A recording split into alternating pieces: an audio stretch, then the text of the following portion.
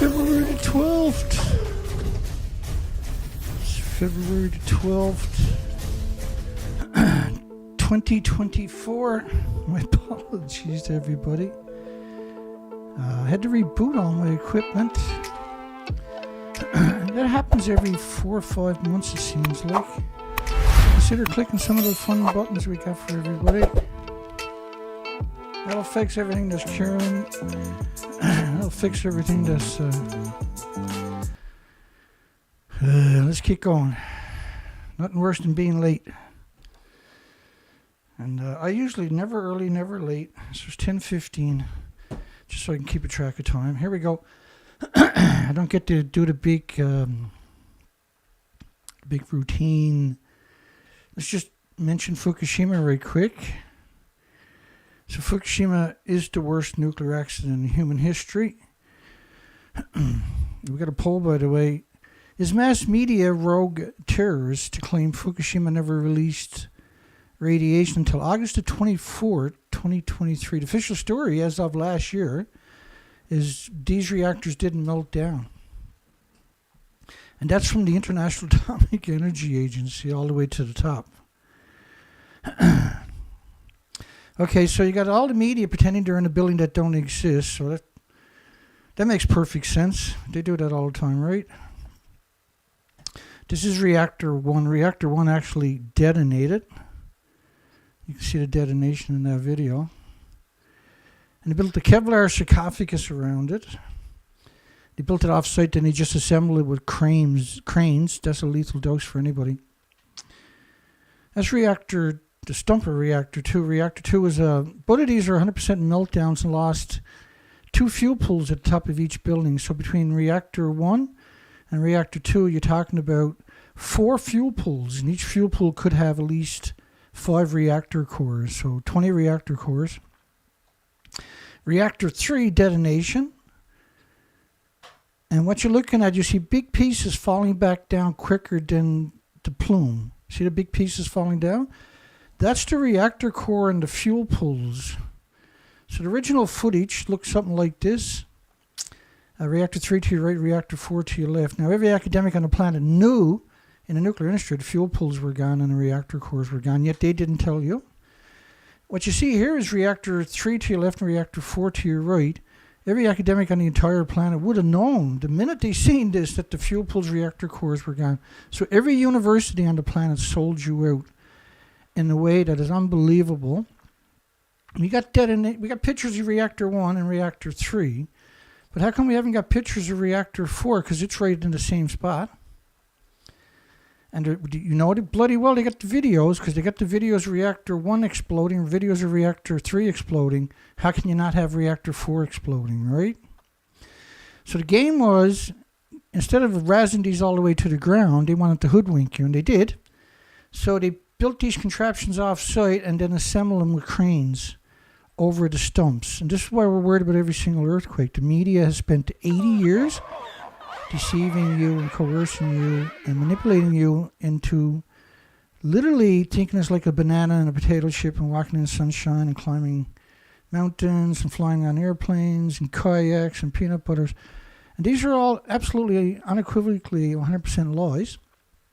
Yet the world's biggest media in 2013 pretending they're in the fuel pool of a building that don't exist. Why would they take a chance like that? In the first year, there was 865,000 extra cancers in Japan. Not everybody gets cancer. Not everybody was diagnosed. Not everybody has health care. There's heart problems, liver problems, lung problems, respiratory, pituitary, thyroid, adrenaline.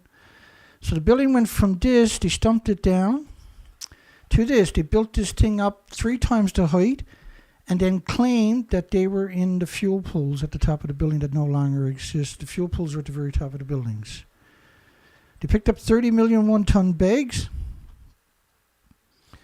And that should get you up to speed on Fukushima. Some experts say it's 60 million one-ton There's about bags. 60 million tons equal 10 rows of of traffic contaminated around the planet, soil bumper to bumper. that's being stored, planned to be stored, Right around the entire outside the planet, Fukushima continuously, Daiichi no perimeter breaks in fence. between it. So Okay. So I have some theories why my video, I had to reboot my operation system. Everything froze up on me. And it's usually when I do something really controversial, which is what you're going to see right away.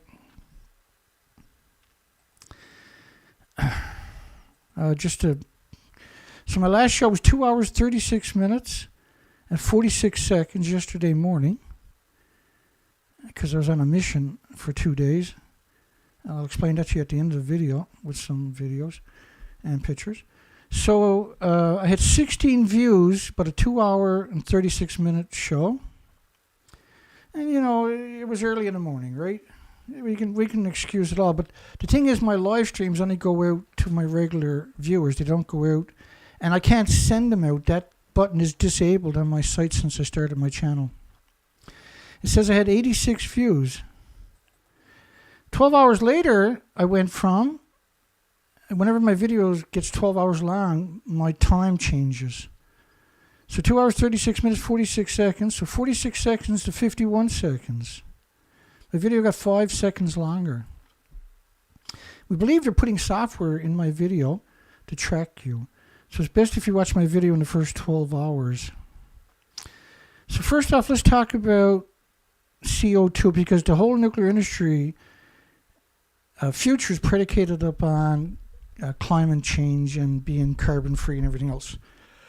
And so they're saying that carbon is the problem. And carbon in the atmosphere is 410 parts per million, which means 1% is 10,000 parts per million, and then 0.41 is 410 parts per million. So when you get down to 0.2%, which is 0.02%, plants can't grow anymore. The more carbon, the more grows. The more life we have, the more plants, insects, everything else. So I'm going to play this video. I'll get it out of the way here. This is self-explanatory. He's asking Congress and Senate about carbon. Thank you, Mr. Chairman. Panelists, let me just go right down the line real fast. What percent of our atmosphere is CO2? Take your best guess. You don't have to be accurate. All down the line. Repeat that question. What percent of our atmosphere is CO2, carbon dioxide? Wild guess, it's okay. I'll bite 5%. 5? I'll just follow you then.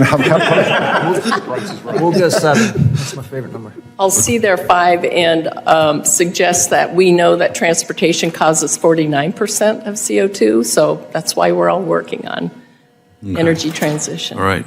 So what number do you think it is? 5. 5? How about you? I didn't hear you, Mr. Dreher. 7. 7. Did you have one, Mr. Boyd? So we got a 5, 7, This price is right. 8. I'm going to get the high end. All right. Well, I appreciate that, and I don't mean to put you on ice. I ask a lot of people that because all we hear is climate change, CO2, CO2. I heard a couple of you on the panel saying you're looking to change your vehicles to electric, even though we don't have the electric grid. And me as a farmer, I wouldn't be real happy about running out and replacing $300,000, $500,000, $1 million pieces of equipment because someone wants it to be electric. The answer is 0.04%. Not 1%, not a half of a percent. It's 0.04%, and it's gone up from 0.03 over the last couple decades. This is what we're being all contorted into doing, is this tiny change in CO2. If we get below 0.02, plant life starts dying off. Thank you, Mr. Chairman.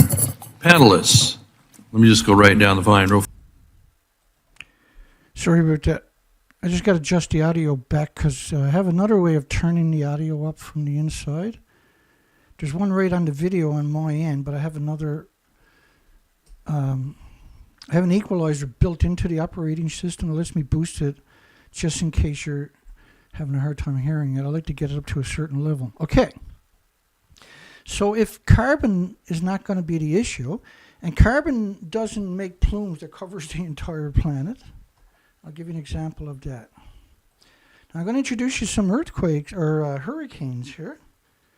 This is going to be very entertaining the next few moments because I'm trying to have a conversation So this model is radioactive fallout based on 20 days of radioactive fallout from Japan's Fukushima nuclear Daiichi. 4 reactors that melted down and 8 fuel pools. But what's in the model is venting instead of the actual inventories. So this particular model is Neptunium-239, which decays eventually to plutonium-239. We also have plutonium-239 models. The xenon-133 in Washington was 450,000 times above detection levels. 1% of that, you would evacuate your country before Fukushima. So this is a catastrophic amount. So Hurricane Matthews came ashore at 145 miles per hour. I think that was 2017. And let me explain why this causes climate change. This is climate change. This is 80 years of climate change. We're going to cover a bunch of these we even got a little video of horrific stuff. So think of this radioactive plume, because carbon doesn't make plumes. Carbon is very heavy, it falls very close. It doesn't waver up into the atmosphere like these people are trying to manipulate into believing. Get rid of carbon, that means you're getting rid of you and all the species and all the trees. So these plumes are the only plumes you'll see from any emissions of any power sources. And that these plumes, think of it as a snowstorm that covers the planet in about 20 days. So instead of snow that you can visually see, think of it as radiation that's invisible and you can't see it or smell it or taste it or hear it or feel it or touch it or pick it up or throw rocks at it or perceive it. And just because you can't perceive it doesn't mean it's not there. And so think of each snowflake, instead of being cold, pulses energy almost at the speed of light every second for 1 million years. Then you're starting to get on the right track.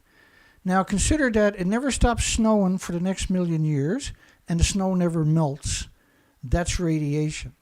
And what that does is it destroys the forest, the ecosystem, in increments over time. We're 80 years down we're way down the rabbit hole at this stage. Fukushima was a pulse event. So all the nuclear weapons, each of them were producing plumes just like this.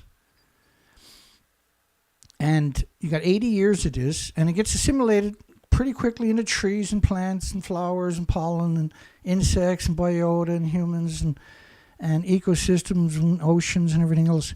But Fukushima was such a big pulse event, it wiped out the majority of the phytoplankton worldwide, which is the biggest byproduct, the biggest carbon sequester, the basis of the food chain, and it's the biggest oxygen producer on the planet. It lives at the surface of the oceans. And so once you annihilate that, you change the dynamics, gee, I can't even pronounce it, dynamics of the oceans. And so we have all these studies, of all these academic studies and the radioactive fallout from all the different countries, quantifying it. And so now what happens is the ocean is much warmer because it's not working the way it's supposed to work anymore. And when hurricanes and typhoons and cyclones go over the ocean, they pick up all this extra heat. And we're talking about significant numbers. So you had 145 mile per hour winds coming ashore in 2017 with Hurricane Matthews. But that meant the wind gust was around 200 miles per hour. And you don't have infrastructure with 200 mile per hour building codes, because these are not normal. These are post-Fukushima. And just have a gander at Matthews' map. If that doesn't look like a skull, what does? The industry, the media is very sinister, because pretending they're in a building that don't exist definitely quantifies the word sinister. So here's another model of the xenon-133. And there was 1 million atoms. When you see Becquerels, think of an atom that's pulsing energy every second. That's what the Becquerel is that pulse, almost at the speed of light in every direction. And that wrecks the ecosystem in the forest. So your foliage is not breaking down, your litter is not breaking down. And the biota of the forest, which is the ecosystem of the forest, was wiped out, the fungus, the bacteria, by the radioactive fallout. And we know this from Chernobyl and Maya and other places, how it works. Now, the Earth doesn't soak up water anymore, so we postulated back in the day, within a couple of years of this happening, that we would expect to see huge flooding in the future because you would destroy the ecosystem itself. So 1 million becquerels square meter on the west coast, that's on the ground where your children are standing up waiting for the bus. 1 million atoms. Pre-Fukushima, you may be looking at 28 atoms. Now it's 1 million just of that particular isotope, the xenon-133. And as you'll see, it's infinitely worse. So in 2017, you had Maria, Hurricane Maria. That came ashore at 155 miles per hour.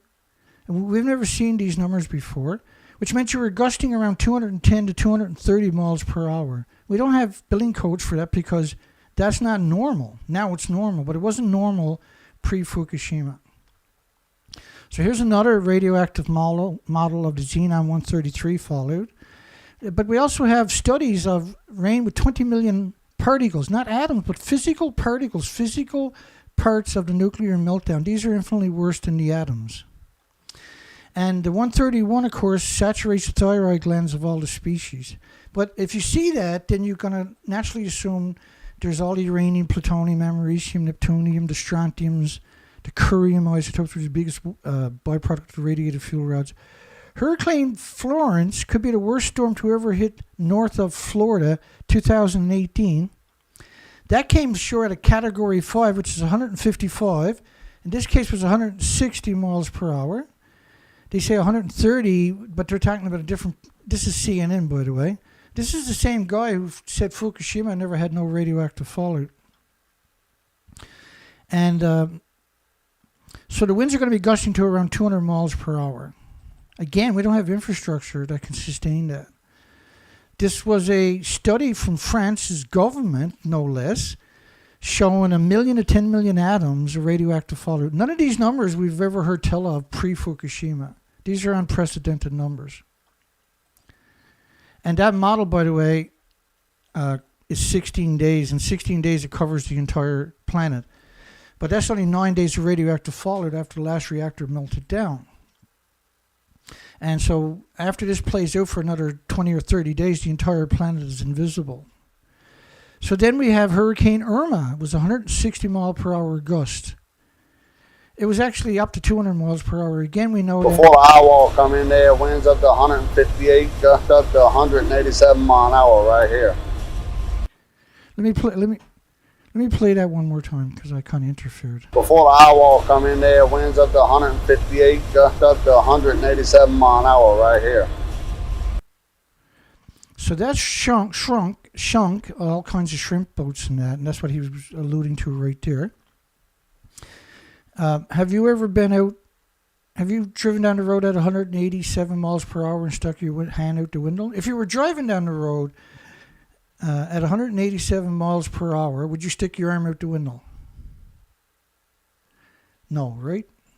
Because you know better. And you don't have building codes. When you built your houses, it didn't say this can handle 187 mile per hour gust. I can guarantee you it was gusting a lot more than that. We know that because we covered it extensively when it was happening.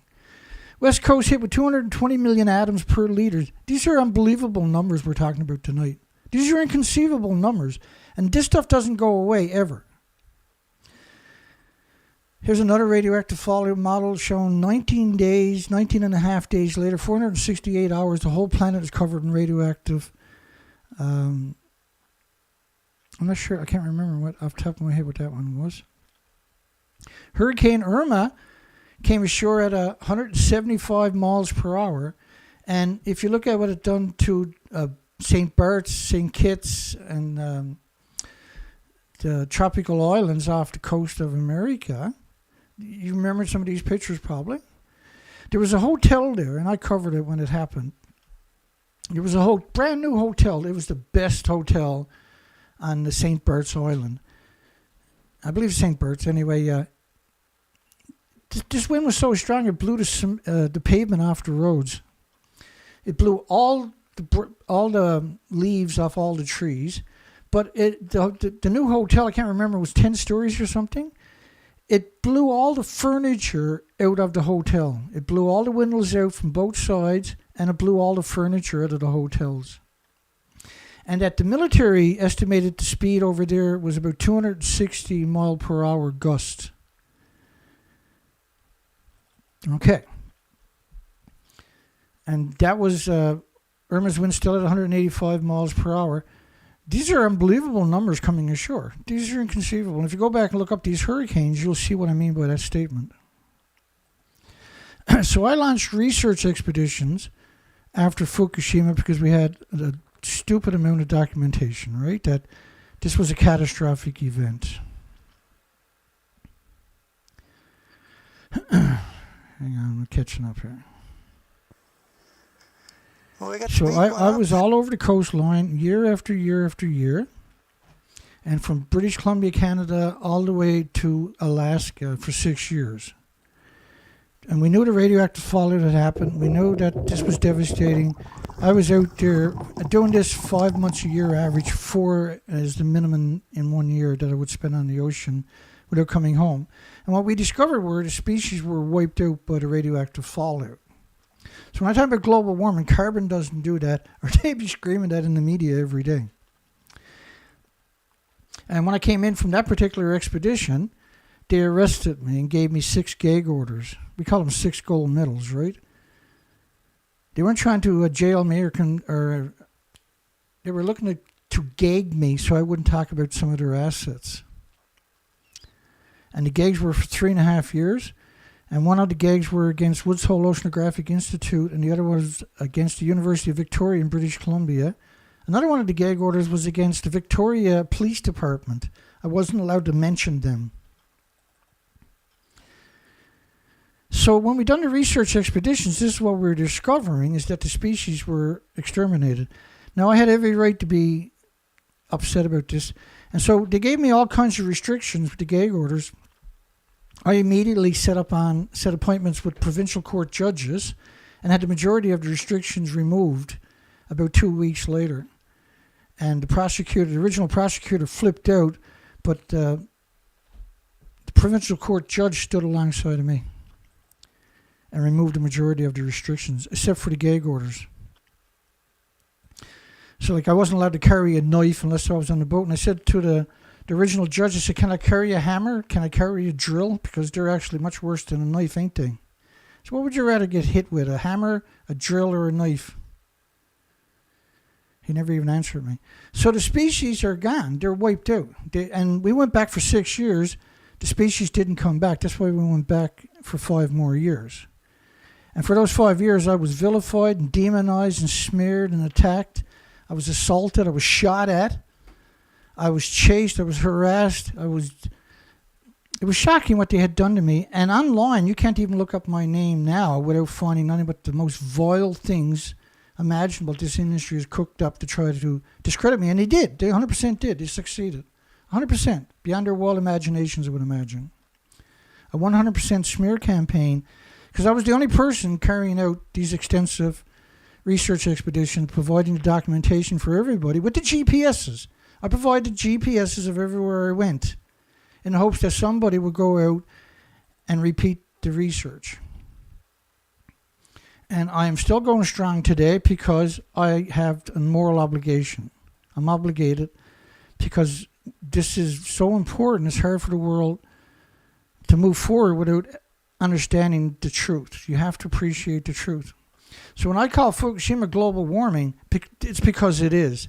But it's piggybacking off 80 years of emissions from the nuclear industry, and Fukushima was a massive pulse event, as I just demonstrated to you, and that these hurricanes wasn't the only adverse side effects. It was typhoons and cyclones and tornadoes that we've never seen. And these hurricanes and typhoons and cyclones are the biggest we've ever seen in history.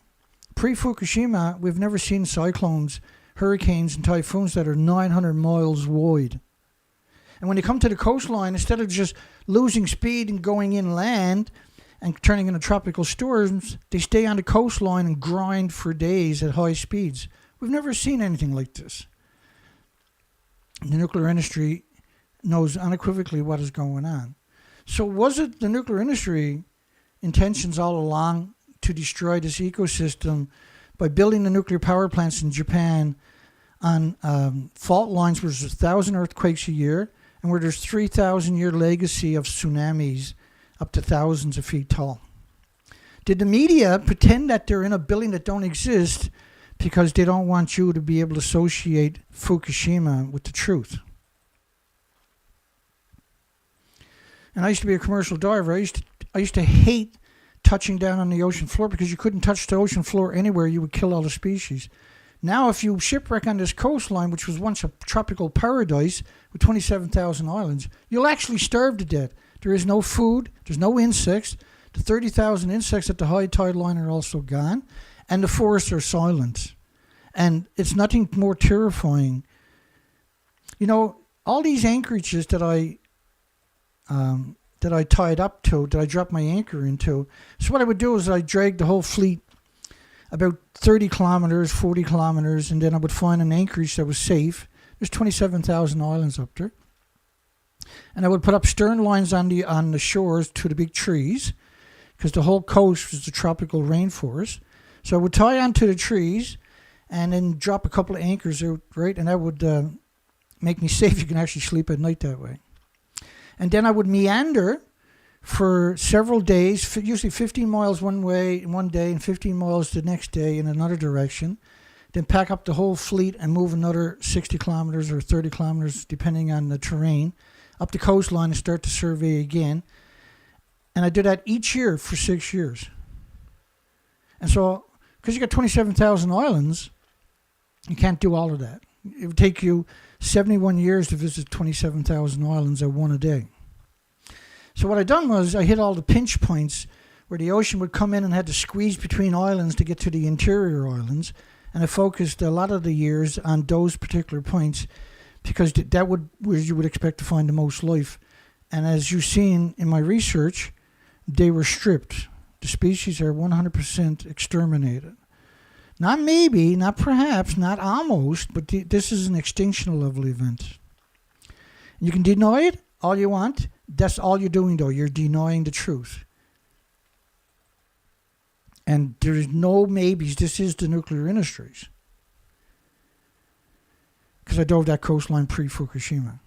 China Bobo Chicken Dance craze sweeps the nation with catchy tune samples. Now, I went out and listened to it, and I'm ashamed of humans. Just a little bit more than I was yesterday with the nuclear industry only. But after going out and listening to what become a craze, you kind of lose faith in humans, right? And I apologize that takes so long to tell that story sometimes. It was 30 minutes, I believe, to tell the story that time. Hong Kong authorities voice concerns over radioactive water leak. So every time you hear anybody in the nuclear industry call it a leak, you should be ashamed that they're able to do that because there's no resistance to them. They're not doing it because it's hard. They're doing it because it's easy, because there's no resistance, because nobody's going to call them on it. And like for them to pretend that they're in a building that don't exist, all the media worldwide has to play that same narrative. All the universities have to play the exact same narrative, and all your government agencies have to play the same narrative. We call it United Nations, right? Which is the worst thing can happen to a planet. Is a military-industrial complex disguised as something united, usurps your liberties, your freedoms, and your sovereignty. So Hong Kong is playing a game. So is Taiwan, so is South Korea, and so is Japan. They're working together to manipulate you into thinking only tritium got out of a endless melted reactors. Algonquin Nation's nuclear waste site court challenged a litmus test for the Federal United Nations Declaration Act. So here we go. They're going to use United Nations Declaration Act for the natives in Canada, which is worldwide. But the United Nations has no sovereignty over Canada whatsoever. But that's the only act that they can use to try to beat the nuclear industry because they have usurped the government completely. And so here's United Nations that's not even supposed to exist, that has no sovereignty over Canada, can't impose any penalties, not a regulatory agency whatsoever. They're a military-industrial complex of 195 countries. They're a corporation. They're much like NATO, except they hate humans and they hate species. The case filed by the First Nations, Kabalokwick, and I butchered their name, I'm sure, this week argues that the approval should be set aside. This is for Chalk River Nuclear Laboratory, which is not even run by Canadians. It's owned by the Canadian government, but is run by two legacy nuclear industry monsters from the Manhattan projects, which is Fluor and Jacobs. United Nations Declaration on the Rights of Indigenous People Act came into force on July the 21st, 2021. Developed in partnership with the Indigenous People Act, provides a framework for the generational and transformational work required. And what's interesting about this is the nuclear industry has spent 80 years poisoning the natives. They purposely went after the natives. And now the hero, United Nations, is going to come in and rescue them. This is a false idol. This is a false idol. We're all downstream, no consent. Like, first off, this stuff is liberated into the air constantly. The river evaporates it into the environment. There's endless amounts that is airborne at Chalk River National Laboratory, which had 2 nuclear meltdowns. It's not just in the water, is what I'm trying to say to you. This ends up in the estuaries, the streams, the rivers, the lakes, into your, it's picked up by storms and reliberated back into the ecosystem. It contaminates all the species. The clock is ticking on a nuclear renaissance. Well, there is no nuclear renaissance. You can't say there's a clock ticking on a nuclear renaissance when there's actually no. And I got to show you the evidence, unfortunately, because that's part of the process, right? Did I label that?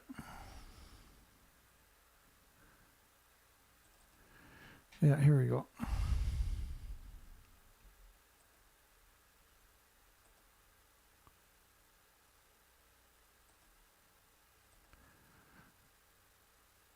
Problem is I got too much, haven't I? My goodness, I might not even find it.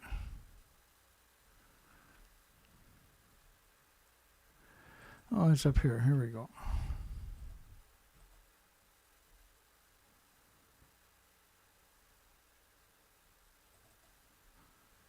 Maybe this one. Here we go. Yeah, that's it. That's what we're looking for. Here we go. Click. So, January 21st, 2024, nuclear goes backwards. That's not a nuclear renaissance, is it? In fact, it went backwards on a scale I've never seen before. So, nuclear power suffered a net loss of 1.7 gigawatts. Think of this gigawatt as enough to power 1 million homes. So, it lost 2 million homes capacity, basically. Renewables, in just 2012 only, or 2023 only, was 507 gigawatts of new renewable. That's equal to over 600 large nuclear reactors came online. There's currently only 407 reactors at 365 gigawatts after 80 years. So between this year and last year, and this doubled last year almost, you're talking about doubling the total capacity of nuclear worldwide in just 2 years in renewables. And because renewables can be spread over such a big distance, you're guaranteed wind and you're guaranteed sun all the time. They want you to believe, oh, when the sun's not blowing, the wind's not, or the sun's not shining, the wind's not blowing. Don't believe these despicable traitor scum. Exxon scares off climate campaigners in a blow to shareholders' activism. I'm not sure what that was all about, actually. Results season is in full swing this morning. BP, which gave us carbon footprint with a big campaign after you had a major shipping disaster of an oil ship. BP is despicable what they done to us. United Nations picked up the BP propaganda, and now everybody has a carbon footprint, right? It's disgusting. Surprised the market with better than expected fourth quarter earnings and a boost to a planned share buyback, which has helped the stocks climb 6% by lunchtime in London. What BP oil done was horrific to humanity. And they done it with the media. Nuclear renaissance faces fresh delays. He planned by the U.S. and its allies to deliver a nuclear renaissance that can provide enough emissions-free power to help the world meet the Paris Agreement. And the world meets, which wasn't the world, was United Nations. This is United Nations. This is not Paris Agreement. They met in Paris, and United Nations said, you can do this.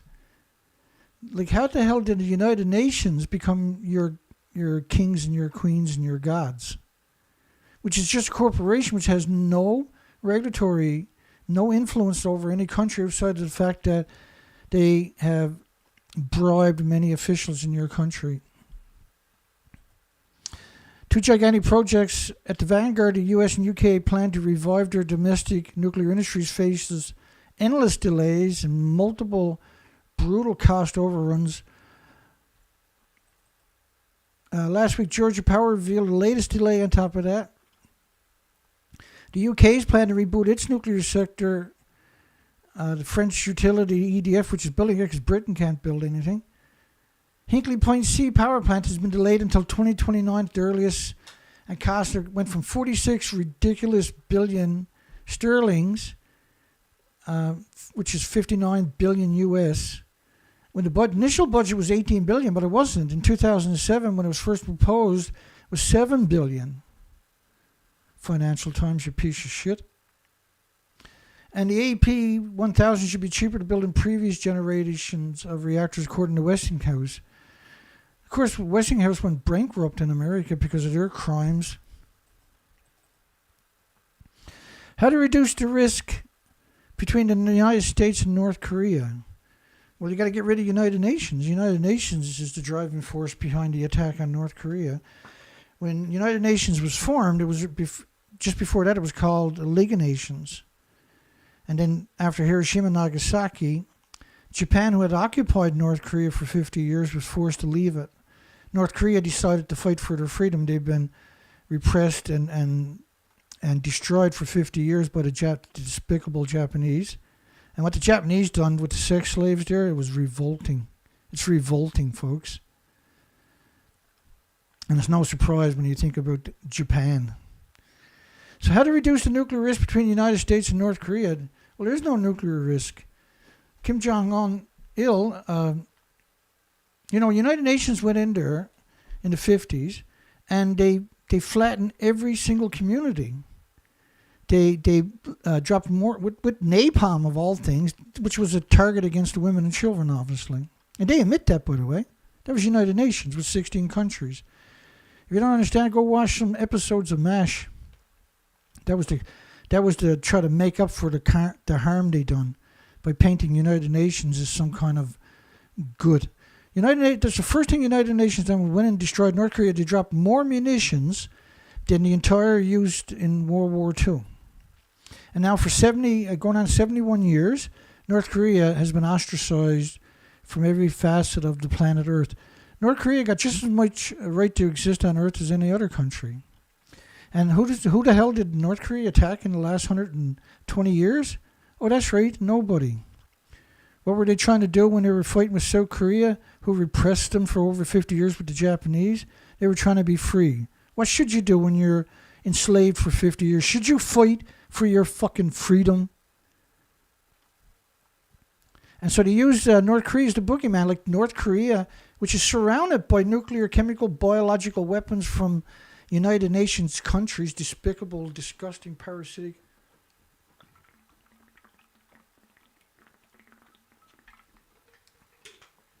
I apologize. I get a little emotional sometimes. Dispelling Misconceptions, this disgusting sack of shit, Mason Walker. The management and impact of nuclear spent fuel. Before I even start talking about this, the spent fuel is taken out of the reactor, which is in water. It's encased in water. It's in water. And the fuel is still in water. It comes out of the reactor. It's still underwater. Then it goes into a fuel pool at the top of the reactor buildings where it stays underwater the whole time. And it might be there for 10 or 15 years. before they can move it to a common spent fuel pool somewhere else where it sits underwater for who knows how many decades again. Now, the entire time it exists, because when it comes out of the reactor, it's still splitting atoms for 1 million years. And so when you put it in these pools, there is no containment. And those tall, skinny stacks at the nuclear power plant are venting the radiation off-site. And the numbers we're talking about are horrific, and they will not ever have a debate or a conversation about the fuel pool's emissions under no circumstances. The fuel pool, the reason they're hot is because they're splitting atoms. So how many atoms do you got to split, to boil water to power 1 million homes each day? Well, those same atoms now are released into the environment. And this is why almost all nuclear power plants are surrounded by farms. So for Mason Walker, the disgusting, parasitic, revolting maggot that claims he's a human some way or another,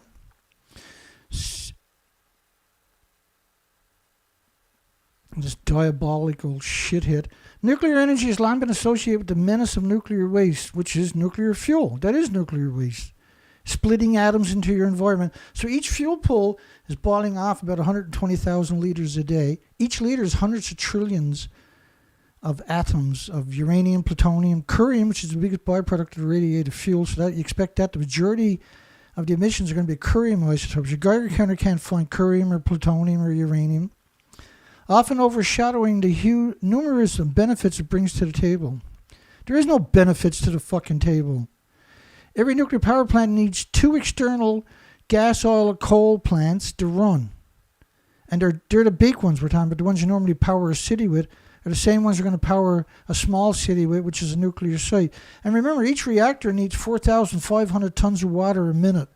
You got any idea how much energy it takes to move 4,500 tons of water every minute, 1 million gallons a minute?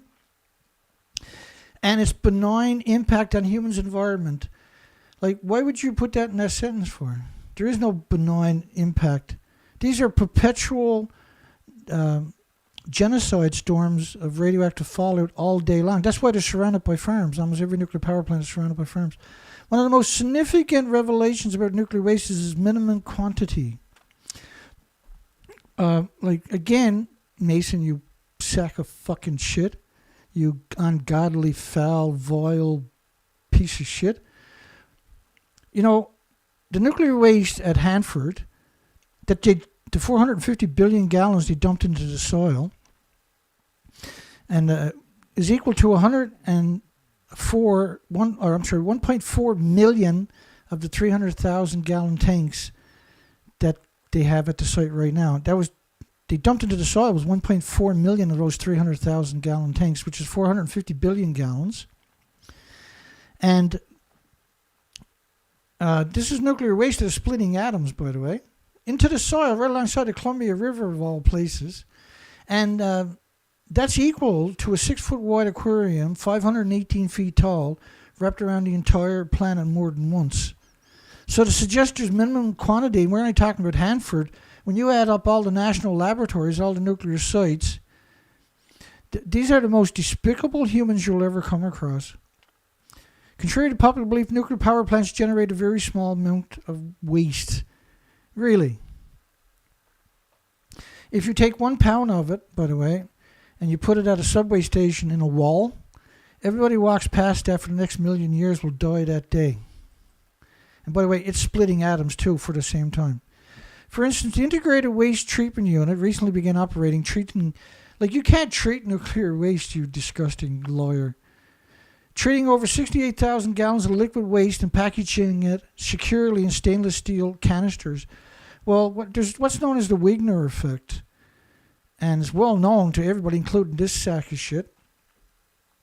So the Wigner effect will destroy the integrity of everything. It doesn't matter if it's tungsten or stainless steel or anything else. Because you're talking about gamma shines, X-rays, neutron bombardments, beta rays, gamma shines. You're talking about it destroys the integrity of no matter... all nuclear power plants, 90% of the entire site is nuclear waste when it's finally closed because of the neutron bombardments alone. Mason. People like that should be just dropped out of a helicopter on top of Reactor 3. Once the first batch of 100 canisters is filled, the facility will be ready to receive additional quantities of spent fuel for research. For research, really. Indicating the efficient and effective management of nuclear waste. If you took this sack of shit to a nuclear waste site, he would claw your eyes out to get away from you because he knows you don't want to be there. If you worked a single 8-hour shift at Hanford in the last 90 years, you're entitled to a single 8-hour shift. If you worked one lousy 8-hour shift and you're sick today, you don't have to prove you got sick at Hanford. You just got to prove you worked at Hanford for 8 hours, and you're entitled to a pension for the rest of your life, free health care, and a large payout. Because it's like a banana and a potato chip and walking in fucking sunshine, right, Mason? A non-threat to human. You got any idea why they're framing it that way? Because they're desperate to manipulate and brainwash. And the media that published this should be just torn down. These people shouldn't be allowed to exist in the capacity that they do. They should lose their degrees immediately. And there should be criminal charges for this kind of... Because this is a threat to humanity. And the 8 million species and any other planet that we might end up on. Another common misconception about nuclear waste is its harmful impacts on humans. However, with the secure packaging and stringent safety measures in place, nuclear waste poses no harm to the human life. First off, this is a brand new technology that is the same as the old technology. It doesn't work. Eventually it melts down too. And they've been releasing it unmitigated into the environment for 80 fucking years. Mason, you piece of shit. It's important to note that nuclear power plants are designed with multiple safety barriers to prevent any accidental release of radioactive material. This is insane. The fuel pools, once you put fuel in the fuel pool, you're hemorrhaging radiation 24 hours a day, 7 days a week, 365 days a year. You can't contain it. There is no containment around the fuel pools. And the amount we're talking about is catastrophic. There's 1,000 fuel pools worldwide, hemorrhaging 120,000 liters each a day, and each liter is a catastrophic amount because the fuel is still splitting atoms. The government's commitment to finding a sustainable, environmentally friendly solution for the long-term management of nuclear waste, that's the very last thing they're trying to do. They're purposely trying to release it into the environment. Everything is vented. This is a despicable industry now that has destroyed everybody's future and the future of the 8 million species. It's time to fucking bring it back to them. Given the minimal and management nature of nuclear waste, along with a secure containment and benign impact on humans and the environment, nuclear energy is a powerful tool for environmental preservation. Like, there's absolutely no maybes that if I seen Mason, if he come up to me, I would spit in his face the second I laid eyes on him. As it generates a huge amount of electricity while producing virtually no greenhouse gases. Again, right there, and so I spent a whole lot of effort at the beginning of the show explaining this fake fucking greenhouse gas version. And we debunked that 7 ways to Sunday today. More nuclear power plants would mean a more significant shift towards a sustainable clean energy future. These are despicable parasites. There's no other way to describe these creatures. Conclusion, overall, the management impact of nuclear spent fuel are far from the common misconception with minimal and recyclable waste. You can't recycle nuclear waste without contaminating the entire planet forever and the country you're doing it in. The fake secure packaging and a non-threatening nature towards humans. Again, this is the most lethal. These atoms are 2 million times more toxic than industrial poison, for fuck's sakes.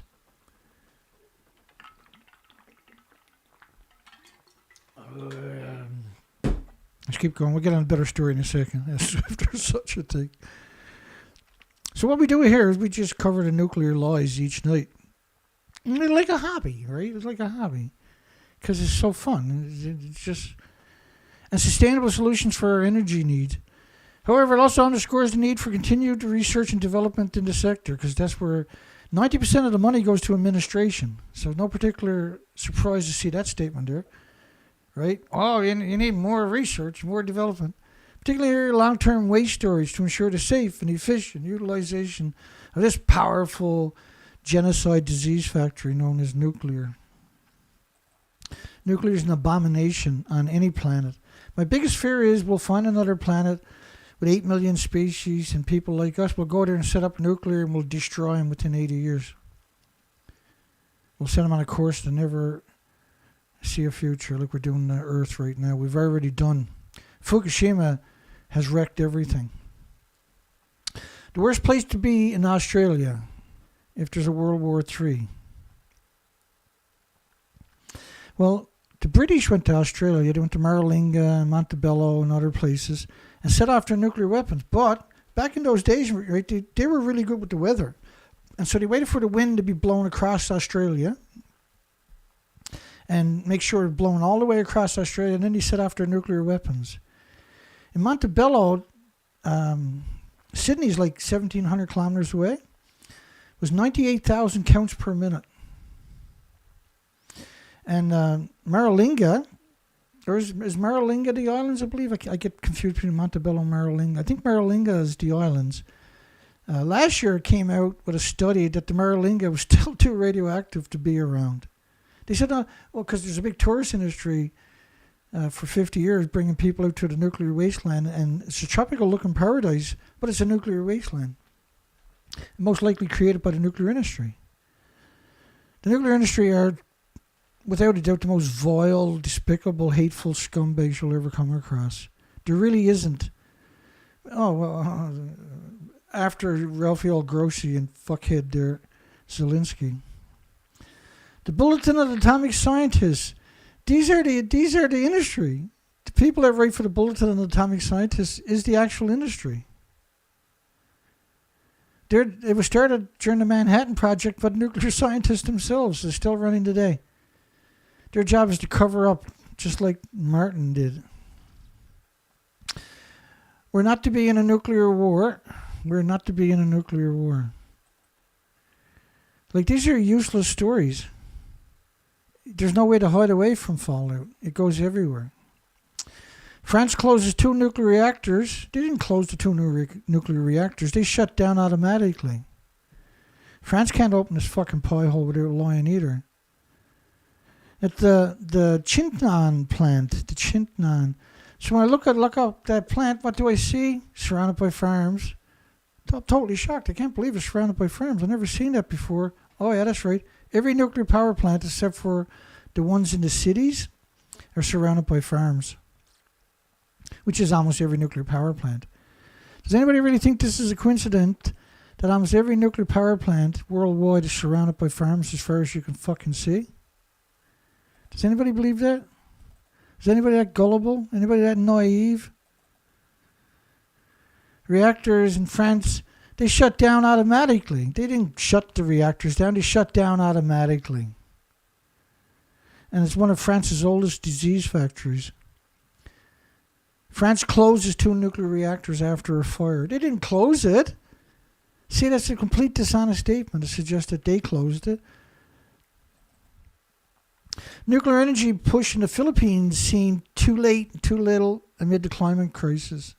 Climate crisis is nuclear. I explained that at the very beginning for a full half an hour. And let's make no mistake about it. We nailed it. Why is every nuclear power plant surrounded by farms? Because they're hemorrhaging radiation from the fuel pools, and that's the quickest way to poison you. Like, don't for 1 second think this is an accident that they're all surrounded by farms. That food is all sent to the big supermarkets right away. Developing nuclear energy in the Philippines could be too late due to climate crisis, an analyst said, suggesting a focus on building renewable energy capacities instead. Like, there's so much storage solutions out there, sickening. There's over 20 really, really bulletproof, rock solid storage solutions. Why wait if we can do it with solar and wind? Well, you can do it with geothermal. How come people talk about solar and wind when you should... Like, why would you even talk about solar and wind when you got geothermal everywhere on the entire planet? You got 2 billion times energy under your feet. That's you can tap into than we use worldwide. It's right there, just a few miles under your feet. We've been drilling for how long? For how long have we been drilling deep into the earth again? I forget. Oh, that's right, almost forever. In a report published by the Intergovernmental Panel on Climate Change, which is the piece of shit United Nations, the worst.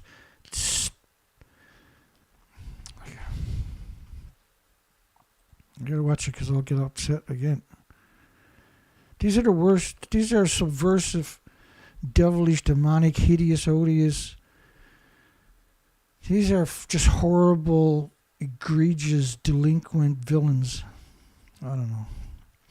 In 2018, it said there is a need to limit global warming. In 2018, for more than 1.5 degrees Celsius, which means cutting carbon dioxide emissions by 45% by 2030. What is the biggest polluter on the planet besides nuclear? Nuclear is the biggest polluter. But there's another one. There is another one.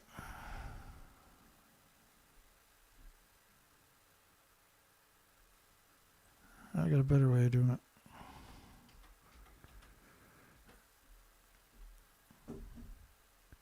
Oh, here we go.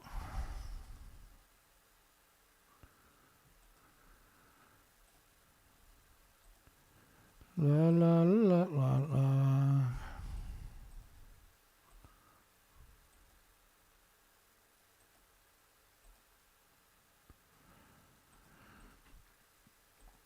So,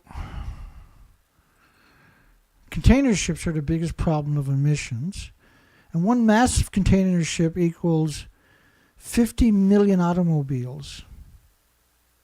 There's 90,000 of them on the ocean currently, which is equal to around 4 trillion people worth of emissions every day.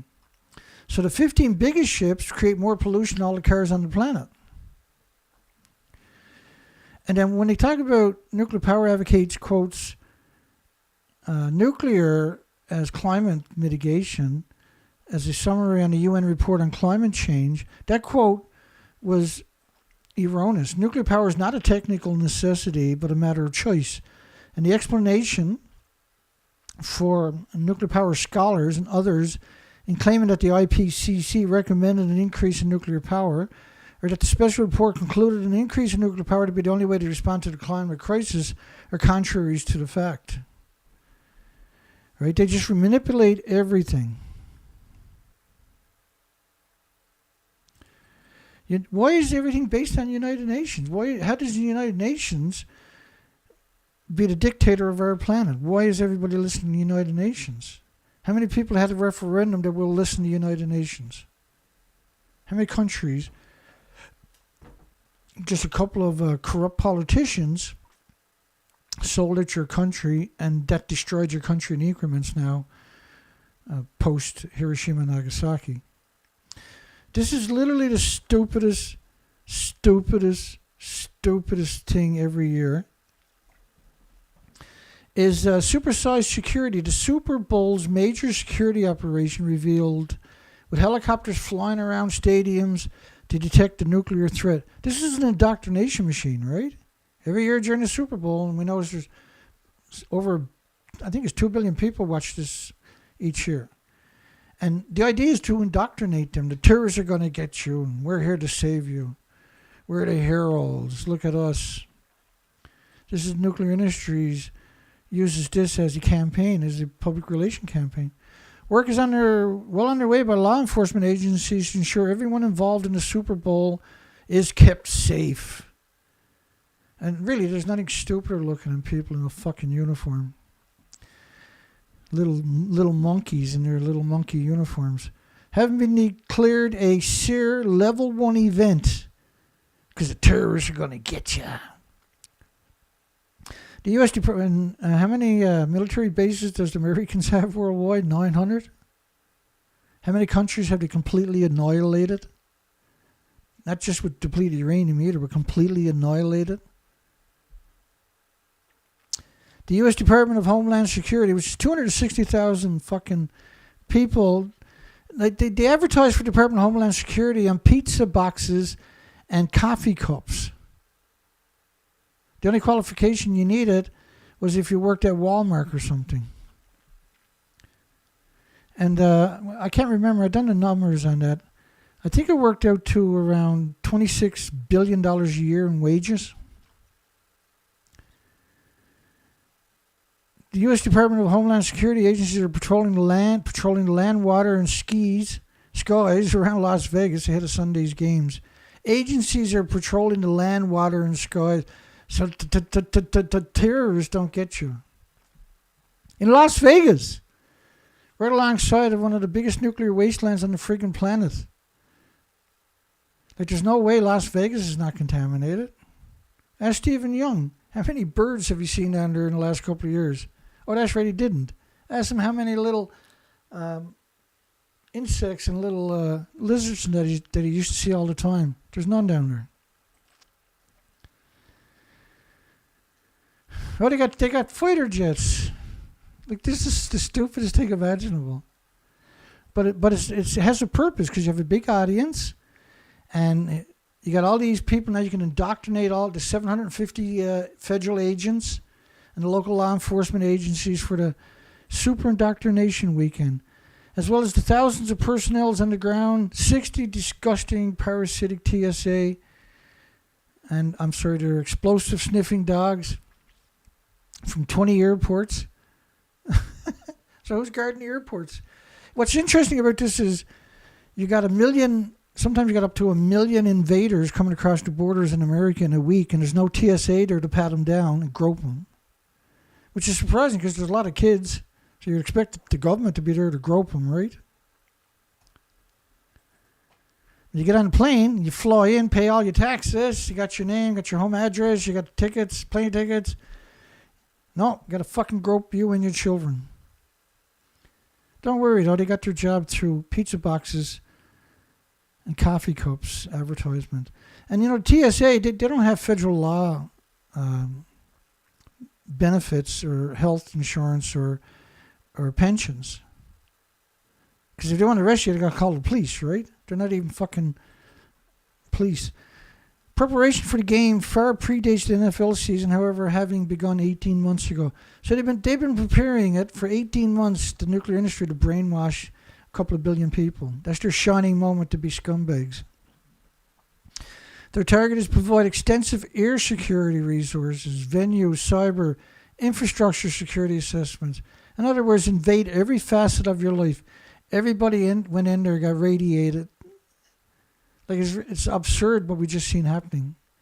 Chemical, biological, radiological, nuclear, explosive detection technologies, intelligence analysts and threat assessments, intellectual property enforcement, and real-time situation awareness reporting for our partners. This was like literally everybody there got molested 500 different ways. Also among those actively involved are the U.S. Department of Energy's Nuclear Emergency Support Team. Oh, really? There's a nuclear energy support team. How come they're not at fucking Hanford? Supporting that nightmare you got going on there. Or all the national laboratories. Or Santa Susana. Visible in the skies over the stadium, their helicopters have been used to scout for nuclear threats.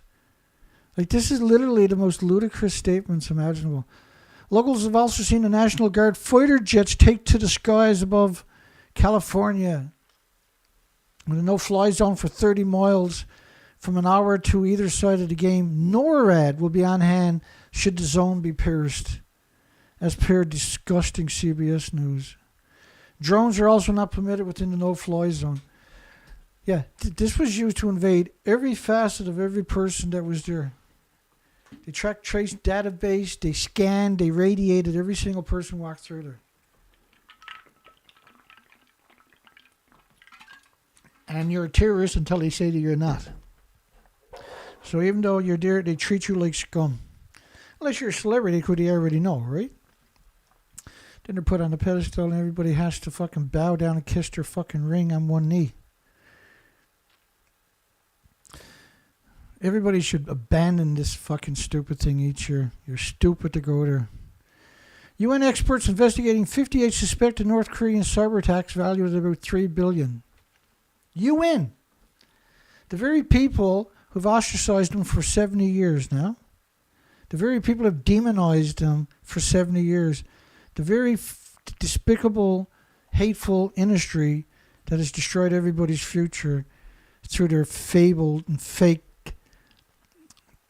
carbon footprint, net zero, climate change, and global warming narratives.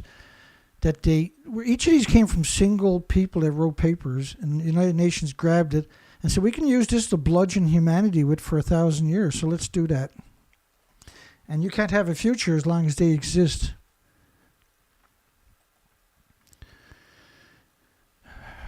Ed Lazansky, is nuclear war with Russia imminent? Like, what kind of fucking stupid statement is this? Every single day or at least every week, you'll see 2 or 3 or 4 of these. Right? Because the fear is a mighty thing when it comes to nuclear. They need to keep you in that state of fear the entire time. That's why North Korea is so important, by the way, is to keep you in that fucking fear mode the entire time. Information Operation Episode 2216, bullshit. EU's largest economy spending billions to replace nuclear power. Yeah, well, that's up to that's Germany they're talking about. So what? If Germany wants to replace nuclear power, good for them. But think about that, how they framed it, right? Spending billions to replace nuclear power, and the new gas-fired power plants. The bastards are going to open up more gas-fired power plants, but they're going to be converted to run on hydrogen by 2035 to 2040. But when you read the headline, right, you just blow it off. Stupid to get rid of nuclear because you've been brainwashed by the despicable media.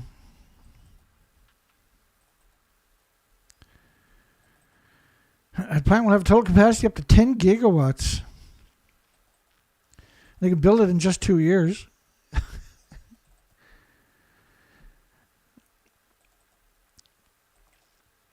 Spain's got a $209 million fine, antitrust fine, against Apple and Amazon is now into the appeal, right? And Amazon will spend $1 billion to win. They don't give a fuck. Right? And so, because if Spain wins, then other countries can come after this country, those two companies too, see? So they have a big incentive to win. And when it comes to antitrust, and what they had done was they wouldn't let anybody other than Amazon from selling Apple wares on the Amazon website in Spain. And so they wouldn't let people in Spain sell Apple on the site. And Apple said the deal was intended to protect customers from fake devices. Well, if that's true, then why don't you ban everybody worldwide from selling it too? Oh, that's right, because you're full of shit. And that's why you have an antitrust lawsuit that you lost. UK in talks with Hitachi over Welch nuclear power plant site, the Great British Nuclear, which everybody knows it should be renamed the Non-Great British Nuclear. They create one of these every year or every 2 years, and they give them these fancy fucking names, and they do nothing. And that's why they got to create they'll have another one next year. Right? They create these every year, and all the money gets sucked up and stolen. 90% of it goes into administration, and then it runs itself into the ground because they got no credibility anymore. And the people that is typically they just recycle the same people for each one of these operations. And look at this. This is journalists, really. Now, these same journalists are the same journalists, by the way, that were pretending they were in the fuel pool at Fukushima. They're the furthest thing from a journalist. They're the worst enemy of humanity in the 8 million species. You got a 4.7 magnitude quake rocks Japan's Noto region, which is the Ishikawa Noto Peninsula, where on January the 1st they had a massive, and I mean a massive earthquake that took out around 55,000 houses with around 40,000 destroyed. But we've never seen any damage to that. Always sees the same recycled pictures over and over. We covered it for the first 30 days of 2024 because of the shit-god nuclear power plant. They call it a tremor. Tremor. Look up the word tremor. It's just like in the context of earthquakes, like a seismic wave, a rumble. It's not even considered an aftershock. A 4.7 is an earthquake with a depth of 10 kilometers, which means that's the 3,000-year-old fault line that ruptured on January the 1st. It measured a 4 on the JAP's seismic intensity scale, which peaks at 7. So you have to multiply it by 1.428.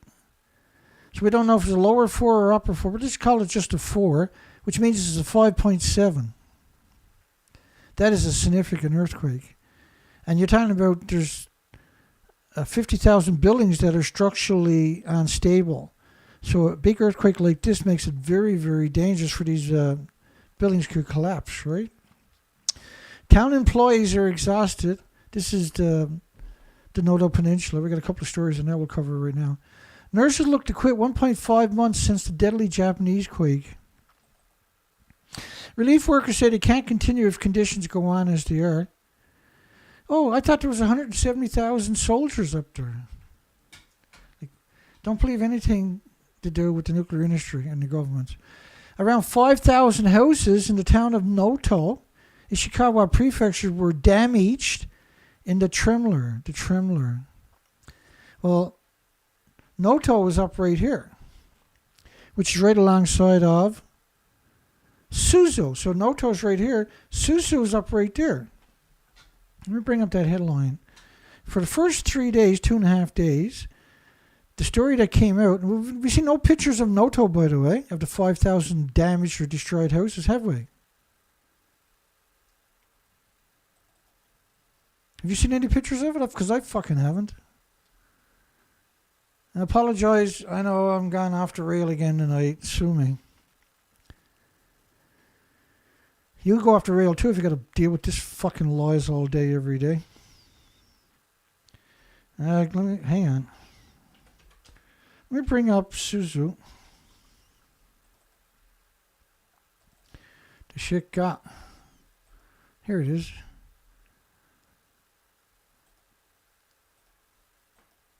Shit got.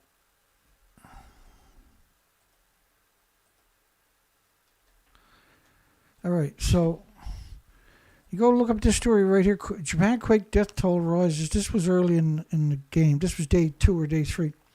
In Suzu, a town of just over 5,000 households near the quake's epicenter, 90% of the houses may have been destroyed, according to the mayor. He said the situation is catastrophic.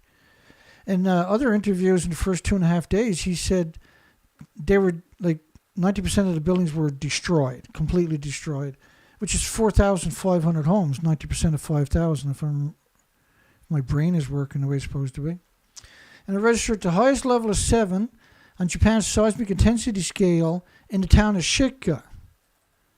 And the town of Shiga was the biggest earthquake Japan can have, is in the town of Shiga. And so we haven't seen any pictures of Noto. We haven't seen any pictures of Suzu. We get to regurgitate the pictures of the 200 houses and businesses burned in Fukushima. These are all on Ishikawa Noto Peninsula. And in the town of Shiga, where they have a nuclear power plant, they said, the Japan Times says in the bottom of the nuclear power plant of the Reactor 1, not Reactor 2, but Reactor 1. Let me see if I can find it. Oh yeah, there it is.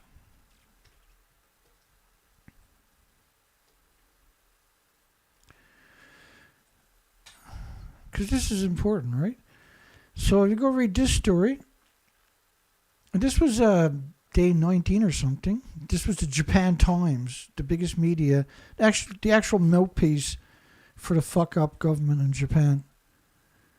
The upper 5 in Japan's seismic intensity scale in the basement of the number 1 reactor building at the Shiga nuclear power plant. In the basement of the number 1 nuclear reactor was an upper 5 in Japan's seismic intensity scale of 7. And their scale goes 1, 1.5, 2, 2.5, 3, 3.5, 4. Right, so an upper 5 is a 6, which is an 8.4. In the basement of the reactor building, at the top of the building is decades of reactor cores and the fuel pools. The reactor's been down since 2011. But that's an incredible statement.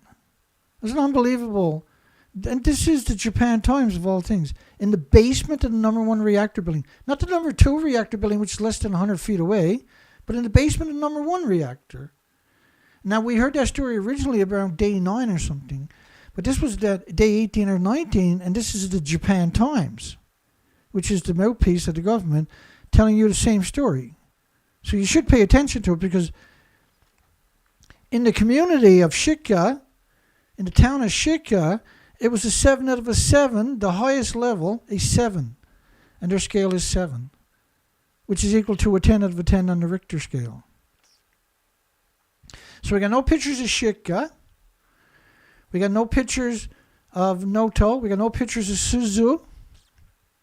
And no other pictures of Wajima, for instance. Only that 200 buildings and houses that burnt. And they regurgitated them over and over and over. But the damage was done all the way up in Niigata and all the way down in Fukushima, where there's 7 nuclear reactors. And we got no information on that. And in Niigata, up right here, was 6,900 houses were destroyed because of liquefaction. And this is a fault line.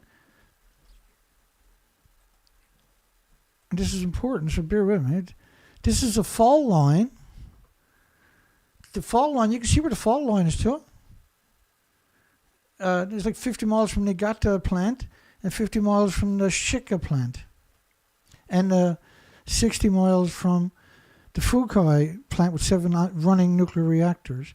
And so there's 2 places. The Eurasian plate, the North American plate, has been there hasn't moved for 3,000 to 4,000 years, they estimate, right? But that's what caused that earthquake, with around 1,500 aftershocks and 1,400 landslides.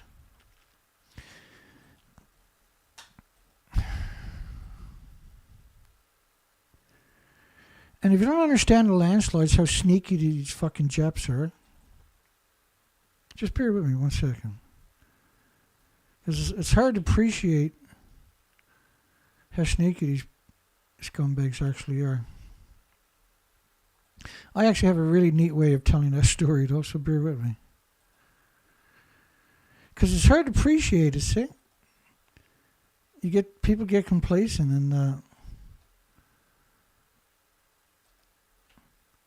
okay, so here's the Hokkaido earthquake in 2018. So that's a landslide. And that's at the bottom of this landslide here, for instance, right? But that was a 6.6 earthquake. It was a 6.6 earthquake.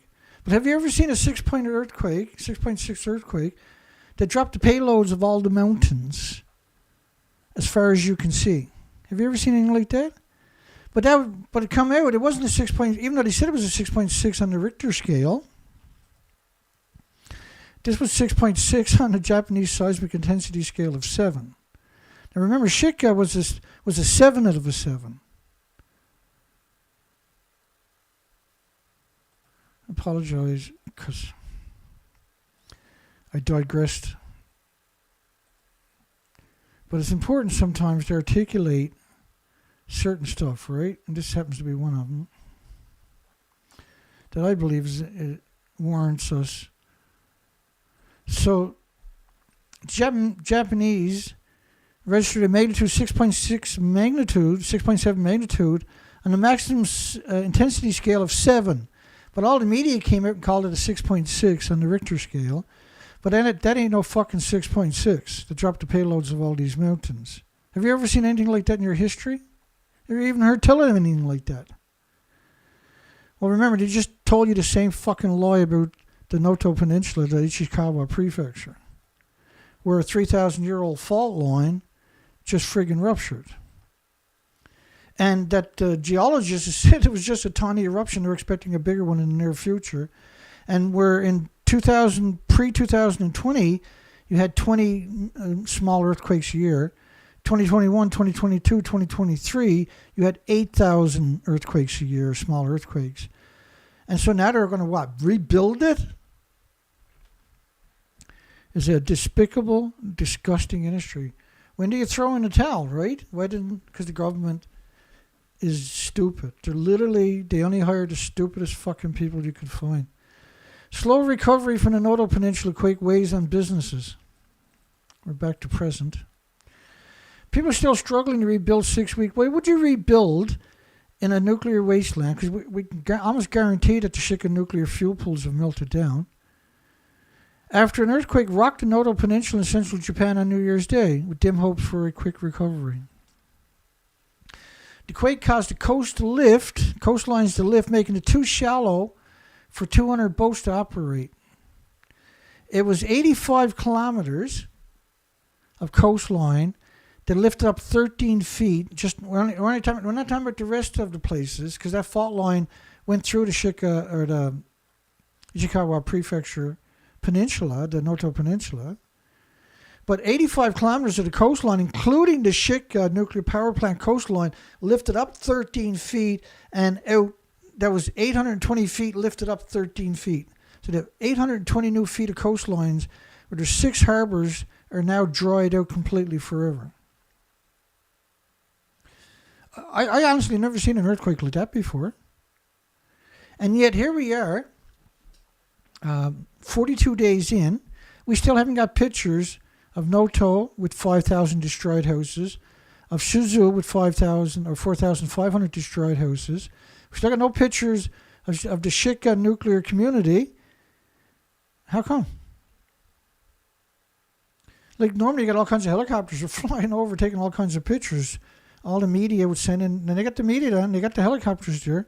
Just go look up the tsunami footage from 2011. You'll see all the media. Congress takes aims at the Nuclear Regulatory Commission. There's deja vu all over again. And Victor is a physicist and was a commissioner of the U.S. Nuclear Non-Regulatory Commission during the Ford, Carter, and Reagan administration. In other words, that's a piece of fucking shit. He's a worthless human. Otherwise, he wouldn't be writing for the Atomic Scientist. Political reports that congressional promoters of advanced nuclear power plants are blaming the Nuclear Regulatory Commission / NRC, what I call it, the Non-Nuclear Regulatory Commission, because they're dirty industry scum, right? As the main obstacle to the deployment. So what they're trying to do is they're trying to remove all restrictions on the fabled small modular reactors. But look, you can give them all the money. You can remove every fucking restriction on the small modular reactors. They still can't build one. They're too busy stealing all the 90% of the money from administration. That's why NuScale, they call it faltering. It didn't falter. They fucking ripped off all the investors. I apologize. Swearing, guzzling water, and fucking throwing my arms around like a madman. That's why you don't want to play around with nuclear, folks. It'll drive you fucking nuts.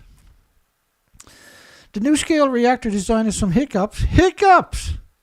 You didn't even fucking build one. And you robbed how much? $5 billion from investors or something? And that the final price was going to be over $20 billion for less than half a gigawatt. Like, this is insane. And they're supposed to be the most proficient, the best. They've been at it for 18 years. Yeah, 18 years stealing the investors' money. One of these fuckers used to call me up. He used to brag about, he has like 27 race cars in his garage, he was telling me. All these fancy cars. He's bragging to me, right? A worthless piece of shit. I think I got his number there. Let me give you his number. A fucking piece of shit harassing me for years.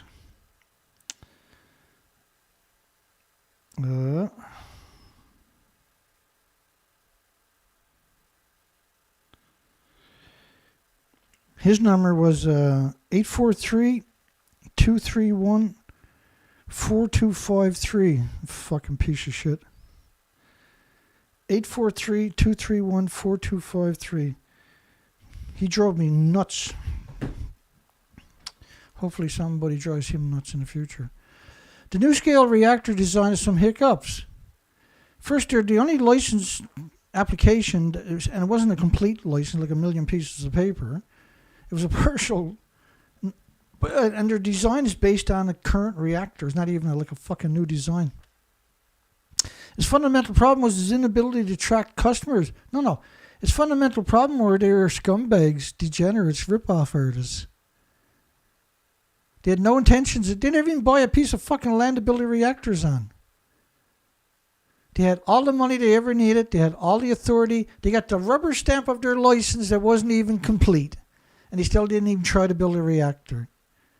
Stop apologizing for them like a piece of shit. Safety is a subtle business. The Act's chief sponsor put it, we must establish regulatory pathways for next generation nuclear designs to be approved quickly and without burdensome, unnecessary costs. In other words, look, you can give them everything and they're still going to fuck it up. It doesn't, these are the most worthless humans you'll ever come across. Contentious nuclear waste site approved despite the First Nations opposition. And the big question is, why is First Nations the only opposition? Really? Because that's the framing we're seeing of the narrative, isn't it? Nuclear illusions hinder climate efforts as costs keep rising. If you go back to the beginning of this video, if you're just joining us recently, you go back to the beginning of the video, the word climate change and nuclear is used constantly, right? To justify the exorbitant prices, the endless delays and everything else, the massive radioactive fallout. Oh, yeah, that's going to fix climate. The whole legacy of the industry is predicated upon stuff like that. The price tag for new nuclear plants just got a lot higher, at up to $46 billion, $58 million. What the fuck are you talking about? It's $58 billion for 2 French reactors. But don't expect that to deter the enthusiasm for nuclear energy. The only enthusiasm is they're going to steal all the money. That's what they've been doing all along. This is why it gets so expensive every single time. According to the former U.S. Energy Secretary, Muntz, who probably should be in jail for the rest of his life, if not on death row, the world will soon need to build the equivalent of 50 large nuclear power reactors per year until 2050 to mitigate climate change. Again, you can't mitigate climate change when you are the source of climate change. 80 years of emissions from nuclear disease factories is the reason there's a climate change. You killed off the ecosystem. That's the climate change. Because the system doesn't regulate itself because you killed off the whole fucking ecosystem. I'm not going to read the rest of that because I'm just going to get angry. Latest Fukushima leak exposes failures in nuclear crisis management. Latest Fukushima leak. How can you call 4 melted reactors and 8 melted fuel pools a fucking leak, you parasites? Like, how can you look at that and call it a leak? How does that actually work? Anybody want to explain that to me, how that fucking works?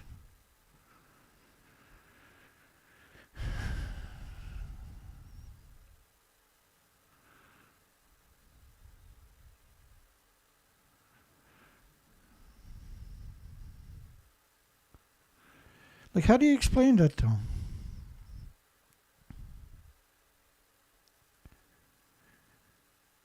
How can you look at it and call it a leak? I need to know. I need someone to fucking explain that to me. How you can look at that and call it a leak. How can anybody look at that and call it a leak? The entire inventories are gone, for fuck's sakes. You contaminated every human and destroyed the ecosystem.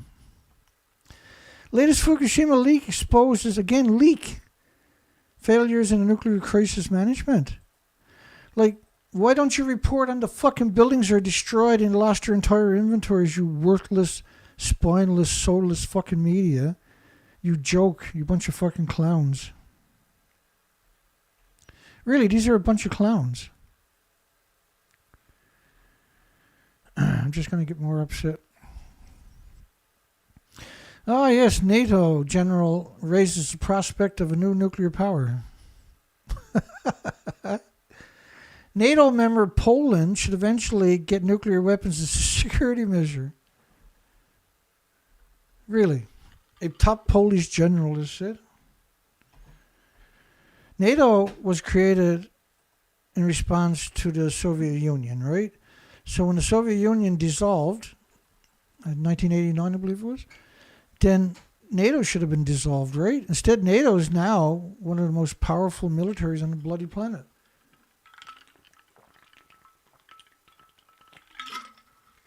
And when you look up NATO, you'll look up NATO and you'll see like a little box on your search engine. It'll say NATO is 28 militaries, not 28 countries, right? It's 28 militaries. And can you imagine the kind of power that this is like a gang of monsters? That's really what they are.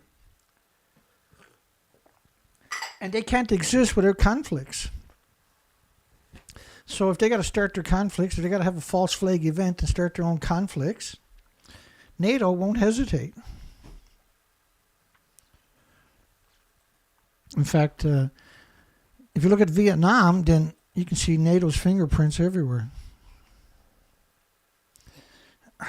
Bear with me. Let me explain. I put together a video, and it's a long time ago I'd done it. This was Patrick Clausen with the Washington Institute. And he was saying how to, it's very difficult to see how the current president is going to get us to war with Iran. So it's best if somebody else starts a war. So let me play that clip. It's a very small clip. I put all the little pictures and stuff in there because he talks about how we got in all the other wars. It's quite enlightening. I frankly think that crisis initiation is really tough. And it's very hard for me to see how the United States... Sorry, let me start that again.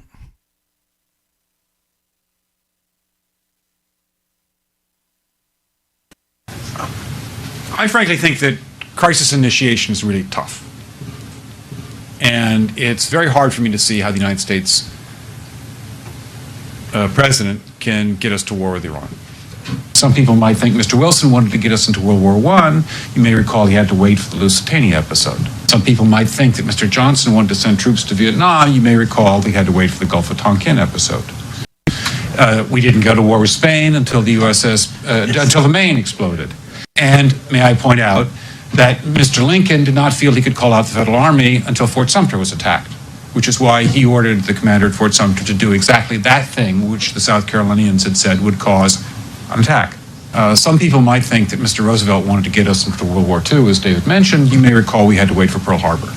So if, in fact, the Iranians aren't going to compromise, it would be best if somebody else started the war.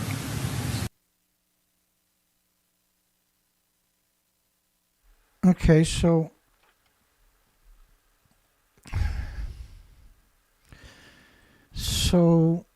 let me talk about, because we're at the end of the show now. We raised money last week and the weekend, and I'll show you what I spent the money on for a change.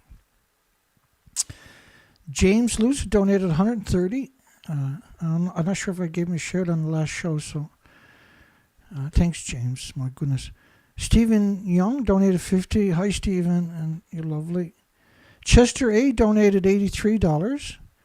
And Dider C, I hope you got your name right, donated $150. That's because we wanted to pick up some more equipment. So let me talk about that for a minute. I got a little video coming up after this, just for some entertainment for you. So I had to pick up one of these because I use because I got a bunch of trailers, different boat trailers, flat decks, and everything else, right? And so I have a lift where you can adjust the height of it. But because I'm using this setup now, I bought one of them, but then I went in yesterday and bought another one of these. And I went back in again today and picked up a bench grinder. And then I'll show you the other stuff I bought too on the weekend, just so you can kind of wrap your mind around what it takes to run. Because I have a huge operation. It's hard to appreciate how big my operation actually is. I bought two of these, and it turns out they're for like a 178 trailer hitch. And I'm not going to make it back to the city in time to get my money back on them. But they weren't very expensive. That's why I bought them on sale. So this operation, so this is the bottom one. This hooks to the trailer, and then the winch goes up to the top one, right? I'll show you that in a second. So the winch, which sits in one of these now, as you can see, will fit into the top one. So the bottom one is for the boat or the flat deck, and the top one will have the 12,000-pound winch in it. So I also bought a hand winch for the boat. You got to have it anyway, right? And that fuel pump, I used a fuel pump the weekend. That actually pumps a jerry can in 2 minutes. Try pouring a jerry can, which weighs mine are 6 gallons, so they weigh 60 pounds. Try pouring them on a boat when it's rocking all over the place. Or try pouring it into the equipment, right? Generators, quads, and other equipment. It's very difficult, eh? And so that pump I got for $60+.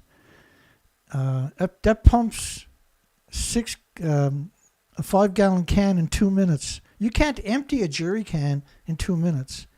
And I used it the weekend to fill up the bike because we got a snowstorm tomorrow and 30 centimeters on Wednesday and snow for the rest of the week. So it's going to be a hellish week. We're going to be out on the quad all week. And then I bought 2 packs of these lights. I got them for $4 each. I now actually got 6 packs of these lights, 12-volt lights. They're sealed lights, right? And I got lots of equipment to mount them to. And so I'm really happy about that. And then I got 2 packs of deck. I can't remember the name for them.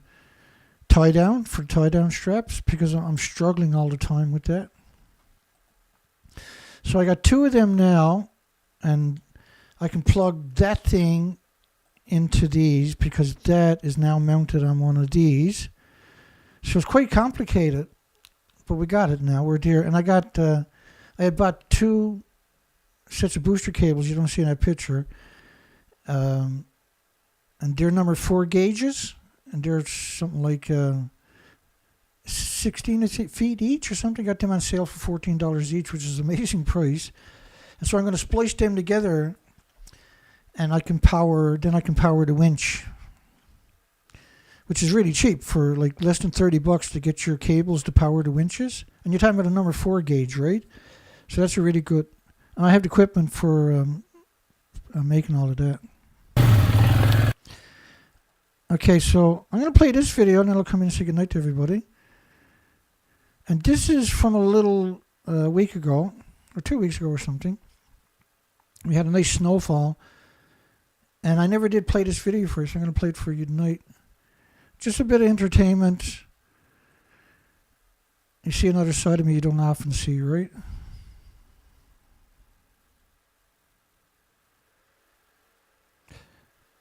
And that should play any second. It likes to mess around with me sometimes. Oh, yeah. Hang on. I'll get it. Should play this time.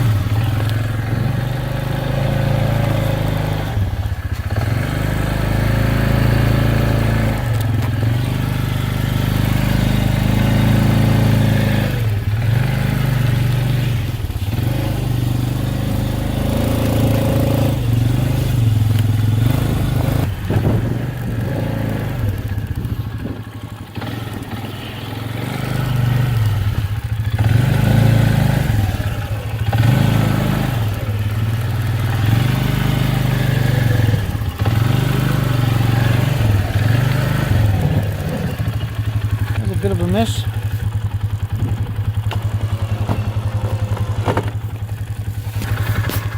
Just going to get one more scoop.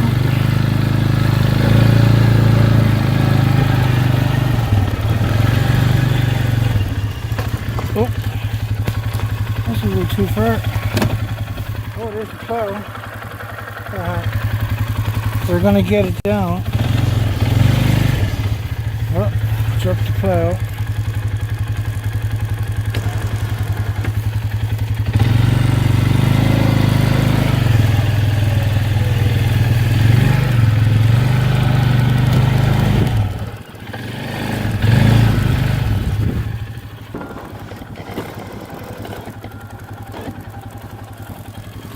That's pretty good. It's not too bad. Let the plow come back around again.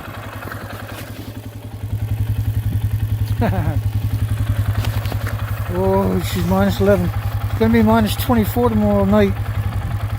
So if I don't get it done today, I'm never going to get it done.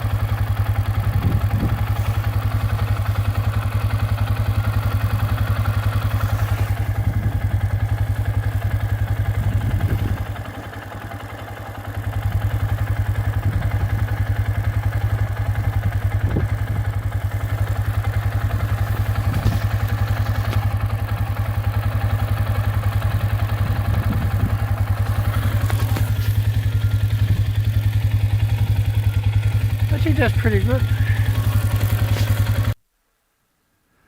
Anyway, I thought that would be fun for some people. Might enjoy that kind of stuff because you don't really get to see much of my my personal life, right?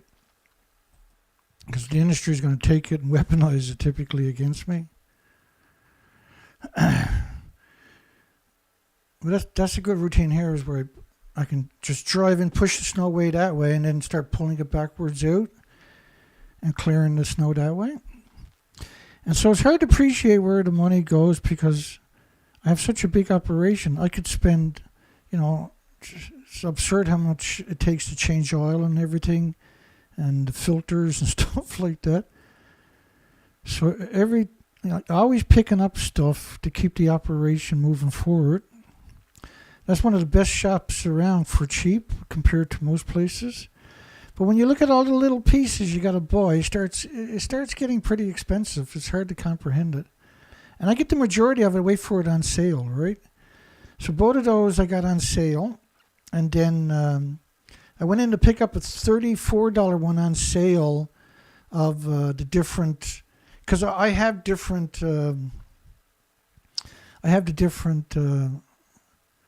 the different balls, the 2-inch, 2 3/4, 2 5/8, the 1 7/8, and that one also has a hook. And so they had one on sale for $34. I went in and it was gone. The last one was already gone. And that was on sale for $49 yesterday, so I picked that up. And it's hard to appreciate when you start adding up all the little stuff, it really starts getting expensive.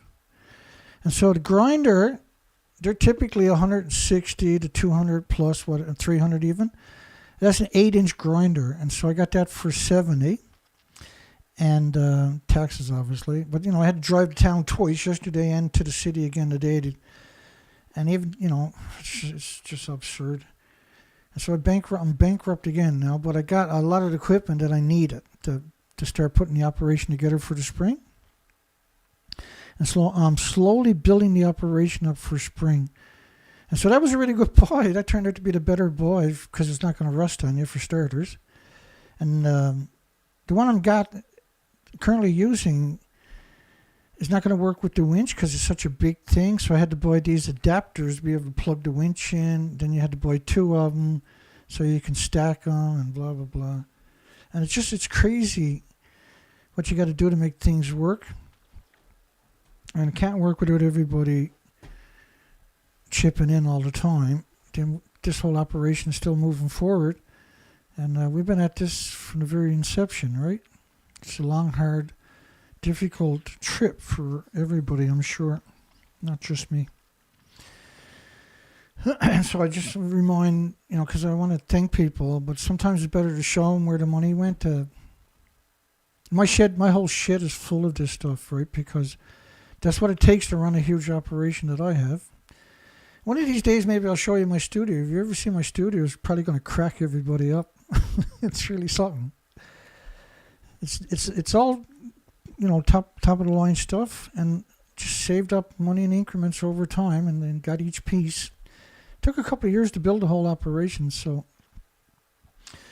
and the idea was to make me self-sufficient. So even if no matter how much damage the industry managed to do to me, I can still keep the show working, keep the research expeditions going, and trust me, everything is very well taken care of that I gather up. Because I always consider, well, what am I going to do if nobody supports me in the near future? How am I going to keep the research going? How am I going to keep this show going? And so, because if anybody remembers back in the early days, we were operating on a really tiny budget, right? But we we were going 7 days a week for many, many years. If we weren't out on the ocean doing research expeditions, we were doing 7 shows a week. In desperation that the world would come to its senses and do the moral and ethical thing. And so when you go out and you look at the species like I did, and all the species are exterminated, how do you switch that off? Like, I went out there and 4 to 5 months a year on the ocean without coming ashore. Well, I go ashore in different little outports, you know, with there's no automobiles or nothing. Go in, fuel up, get some basic grub, and get diesel and electric, or diesel and gasoline and oils and that, and get back on the ocean. And I went through incredible storms, unbelievable difficult to put this operation and keep it moving forward. And I've never lost faith a single time. And here I am all these years later. I still haven't lost faith. I still believe the world can change their future. I still believe that it is our responsibility that we're obligated. First off, we're the stewards of the planet, and we have to fight for the species because the industry won't hesitate to exterminate them. And so we got no options. We got to go to war against this despicable industry. And if you go back to the beginning of the video, I explained how nuclear causes climate change. And it's quite the eye-opener, trust me. Okay, if I don't stop talking right now, I'm going to yak away for the next 10 minutes. Let me check the time here. Yeah, so it's an hour and 45 minutes in. I screwed up the beginning of the show because I had to reboot all the equipment, which was unusual, but because I was telling an unusual story at the beginning of the night, so maybe that's why they're frigging with me. Anyway, here we go. Let's sound off. Hugs for everybody. God bless everybody. We're going to end a poll right here, right now. Is mass media rogue terrorists to claim that Fukushima never released radiation until August 24, 2023? We got 39 votes. And if you make it this far in the video, don't forget to give us a like. It costs us very little and might actually go a long way. You never know. Have a great night, everybody. Hugs for everybody. We'll see everybody on the next show. Do a quick scan here. And anybody want to contribute, you'll find the links in the bottom of my description for my PayPal and link to my website for you can donate with credit cards. We've never had an issue. That site is 10 years old, my website, and we've never ever had an issue. See everybody tomorrow night. Hopefully it'll be not as chaotic tomorrow night. We're supposed to get snow, so. And then the next day we're supposed to get 30 plus centimeters in a blizzard to go with it. Have a great night. See everybody on the other side. Take care, folks.